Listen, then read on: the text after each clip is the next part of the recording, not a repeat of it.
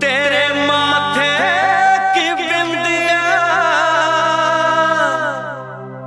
चमकती रहे, तेरे हाथों की मेहंदी महकती रहे, तेरे जोड़े की रौनक सलामत रहे, तेरी चूड़ी हमेशा खनकती रहे।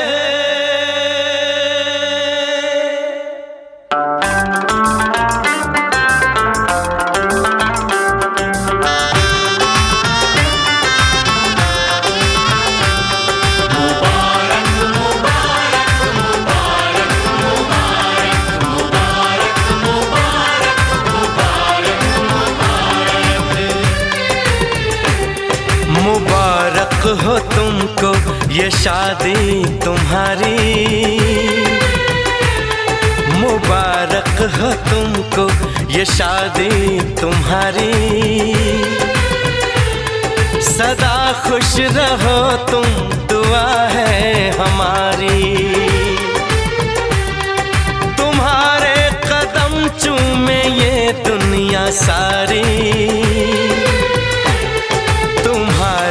कदम चूमे ये दुनिया सारी, सदा खुश रहो तुम दुआ है हमारी। मुबारक हो तुमको ये शादी तुम्हारी, सदा खुश रहो तुम दुआ है हमारी।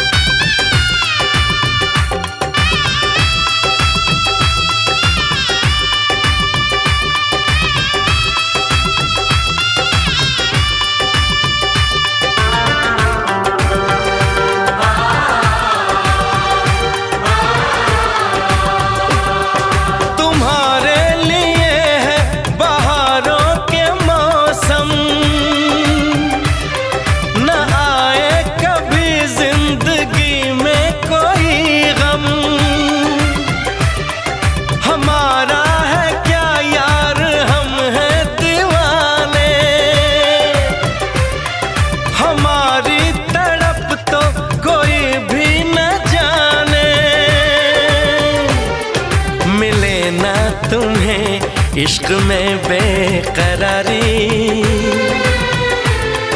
मिले ना, तुम्हें इश्क में बेकरारी, सदा खुश रहो तुम दुआ है हमारी। मुबारक हो तुमको ये शादी तुम्हारी, सदा खुश रहो तुम दुआ है हमारी।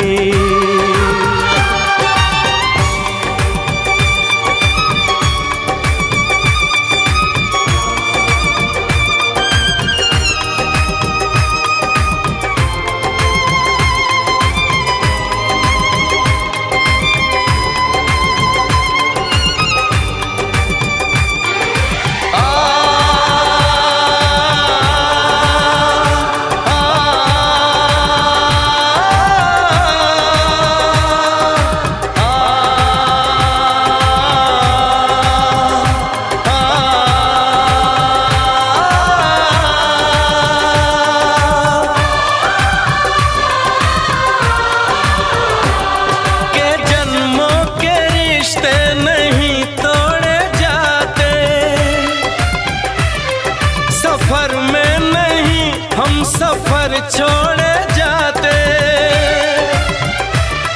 न रस्मों रिवाजों को तुम भूल जाना, जो ली है कसम तो इसे तुम निभाना,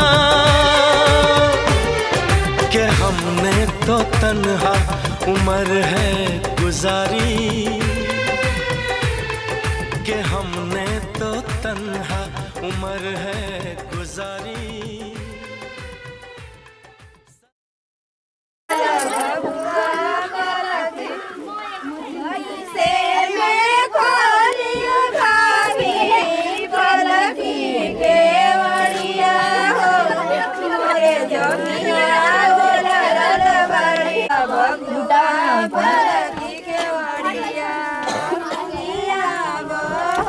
का करतू लोग के होने से धूप